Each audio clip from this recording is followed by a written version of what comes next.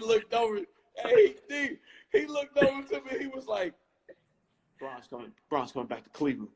Man, the gym erupted, dog. Really? The gym went crazy. The gym went crazy, bro. What were you doing? Oh, I was just like, I just looked at D Black and was like, man, stop playing. I was like, stop playing. He was just like, Bron's coming back to Cleveland. And I was just standing there like, man, get out of here. I said, it's on and cracking. So I didn't care. We won a game for the rest of that summer league, bro. We were the kings of summer league. Right? Hey, we were the kings of summer league, man. So it just changed the whole mood of the summer, man. It just changed it. Who that? Oh, Big O. What's up, Big O? I see you, dog. It just changed the whole dynamic, man. Yeah. Just him. And again, I'd never been around him, never coached him, but he cared about winning, man. That's what he cares about. He's more of a what would you say, more extrovert and more inclusive than Kobe? Bron's just a team guy, man. He's always been like that. Yeah. He's all about helping everybody around him thrive, man. That's what he's about. On the court, off the court, that's what he's about. So one of the hardest things I find coaching teams, Phil, especially after being a player and a player that had an impact on most games that I played in, is not having that same type of impact, especially in tight games. How are you feeling in that 2016 Game 7 out of Golden State? Whoo, Remy, what's up, boy? I see you, Remy. I see you tapping in. Remy, I follow Remy stuff. Listen, man. What? That Game 7 was OD. But I'm going to tell you what game was even more impressive. The Game 5. Game 5 in the Bay Area was OD. Yeah. That was the game of that series right there. You thought? And look, I'm gonna address any and all haters.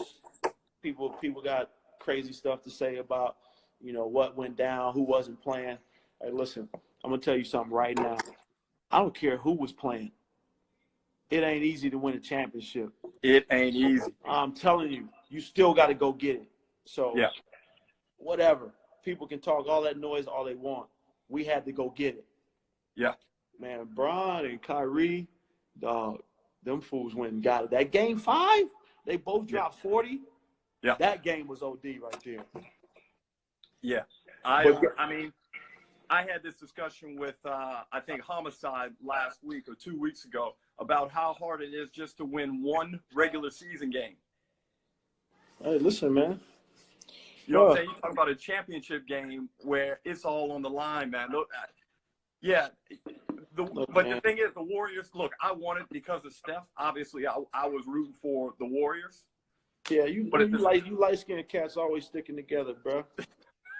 And plus, anyway, that's how you used to hoop. You used to bomb like that too, D-Ruck. So I already know you was letting that thing fly. And all my loyal Davidson boys are like, yo, you're the all-time three-point leading shooter at Davidson, not Steph. That's right. I forgot y'all alums. Yeah. Yeah. Yeah, no, sorry we couldn't help you out in that Game 7, bro. I'm sorry. What a game, though. I mean, were you like, because I always watch you during the game and check out. I always try and watch you to see your reactions during games when I can. Yo, when Steph comes down on the break and hits Iggy, and Iggy goes up, and I'm like, oh, he's going to stick this. And Bron just came out the frame and was like, poof. Yo, because that was a broken play. And yes. Bron, like, people will watch that play millions of times over. It was a broken play, but Bron wasn't even in the picture. Nope. And it was just like, you saw that man. If you go back, if people go back and watch it right now and just watch LeBron, the man was like lurking. He was like hunting. He saw what was going on. And listen, man, having a chance, just haven't had a chance to coach with this man for the last few years. Bro, I've seen that man chase down so many people in block shots. But that one, that's probably the greatest block. Got to be the greatest block of all time. And if it's not, show me one. That's got to be the greatest block of all time. See, I was surprised first that He what? That he didn't try and dunk it on him.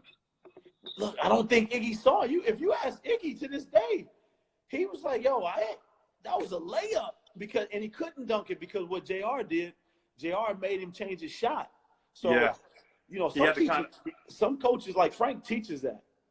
Yeah. And Frank Vogel teaches that, hey, look, if you're a smaller guard or whatever, run interference. He called it running interference. And JR, he ran interference just enough to where he changed his shot. And that gave Bron that millisecond. Bro, I'm telling you, when you think about how all of that, I mean, that millisecond right there, bro, I didn't even see Bron either. He came out of nowhere. Dude, that was if Iggy puts that down, game over. If Iggy gets that bucket, game over. That game over right there for sure. And that's what I remember thinking. I was like, oh, man, they got to steal. I remember Steph coming down the floor, and I just remember him dropping the ball off to Iggy. I was like, this man got a layup. Man, that man Bron came out. Came out of nowhere, bro.